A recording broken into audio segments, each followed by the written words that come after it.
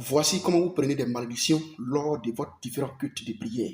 Voici comment vous prenez des malédictions. Regardons. Celui qui me fatigue, je vais le balayer. Makandakaya, Rokotokoya. Soulève la main bien. Je prophétise. Le balai que tu as dans ta main, ce n'est plus le balai simple. Ça devient le balai mystique. Le balai extraordinaire. Le balai de puissance. Pendant que tu vas balayer ta maison, tu as balayé le pouvoir de la sorcellerie. Pendant que tu vas tirer ce balai et tu vas balayer ton service, tu as balayé les forces ténébreuses. Tu as balayé les démons.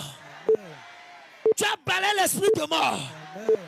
Tu as balayé le chômage. Tu as balayé la confusion. Tu as balayé la maladie.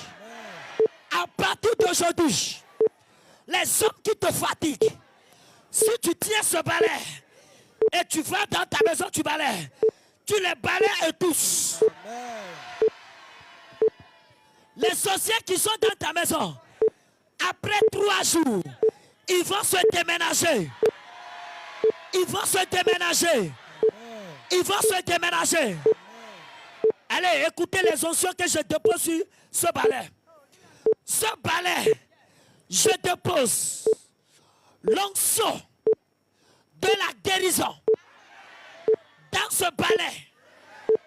Si quelqu'un est malade et tu prends ce balai, tu balayes sa chambre, tu as balayé la maladie. Amen. Tu as balayé la maladie. Amen. Je dépose sur ce balai l'onction de résurrection. Amen. Le miracle instantané. Amen. La sanctification. La victoire. Je prophétise. Si tu prends ce balai et tu balayes ta chambre et tu balayes ton service, tu auras beaucoup de clients. Amen.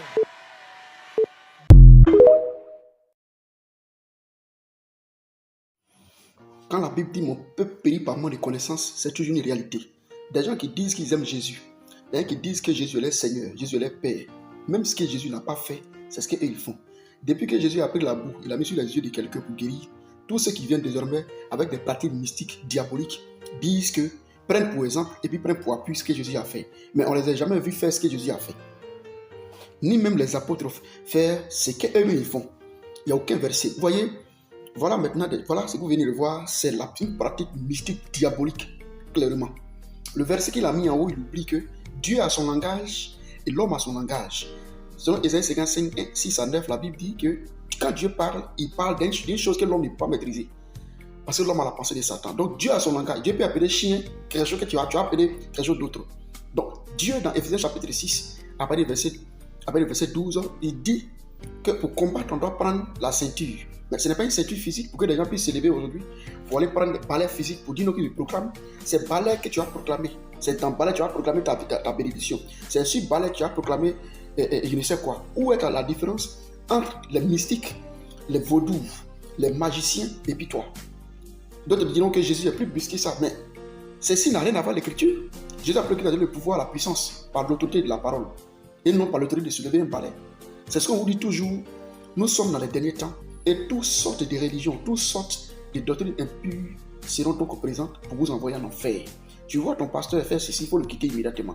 Parce que c'est l'église du diable. Aucun apôtre. La Bible, on est assis sur la doctrine, selon Éphésiens 2, 19 à 20. On est assis sur la doctrine des apôtres et des prophètes. Jésus-Christ est en pied angulaire. Quel apôtre pour bénir quelqu'un à lever balai? Quel prophète pour bénir quelqu'un dans la Bible à lever balai? Qui a dit quand malade est malade, il faut aller dans sa maison nettoyer, il faut aller dans ton bureau nettoyer avec un balai? Et c'est un balai d'ailleurs quoi? Un balai physique. Ce qui veut dire que c'est du mysticisme. C'est pourquoi on vous dit toujours, on vous présente ces images, ces vidéos-là, pour que si votre âme vous coûte cher, vous puissiez quitter ces personnes-là immédiatement. Parce que si vous ne les quittez pas, jusqu'à ce que vous mourrez dans cette histoire, vous allez partir en enfer. Pourquoi vous partez en enfer? Parce que ce que la personne dit n'est pas de Dieu. Ce qu'il fait, c'est parce que Dieu dit de faire. Et c'est pourquoi la Bible dit, selon 1 Jean 4, verset 1 à 2, Il est dit d'éprouver tout esprit pour voir s'ils sont de Dieu. Tout esprit doit être éprouvé parce qu'il y a plusieurs esprits qui sont descendus sur la terre. Selon 1 Corinthiens chapitre 8, à partir du verset 5. Il y a plusieurs esprits qui existent. Donc celui qui est de Dieu là, le Saint-Esprit nous dit quoi? Il dit de nous conduire dans toute la vérité de la parole. Et c'est par la parole que le pouvoir de la puissance doit nous accompagner. Et non le fait de soulever un balai en son nom. Et la Bible dit plusieurs personnes viennent en son nom pour faire n'importe quoi. C'est pourquoi on s'interpelle. Sortez du milieu de ce nom après 18 verset 4. C'est ce que la Bible dit. Si ton âme te coûte cher, tu vois ton pasteur soulever une machette, balai physique ou bois physique, il faut le quitter. Parce que c'est l'envoyé du diable pour pouvoir marchander avec ton âme. Quel est le avec vous? On vous attend dans les commentaires.